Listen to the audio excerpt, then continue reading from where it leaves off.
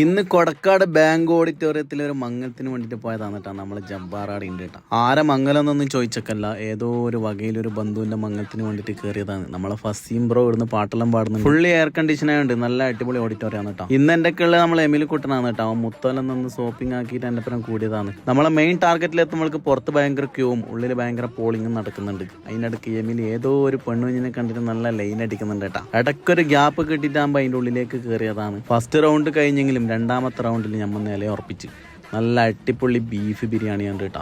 Beef biryani നമ്മളെ എമിലൂസും നല്ല അടിപൊളിയായിട്ട് ബേക്കുന്നുണ്ട് കേട്ടോ. ഓന് എടുത്തു കൊടുക്കേണ്ടി വരുമെന്ന് വിചാരിച്ചിട്ടുണ്ടെങ്കിലും ഓൻ എന്നെ ഒറ്റക്ക് തന്നെ ബേക്കുന്നുണ്ട്.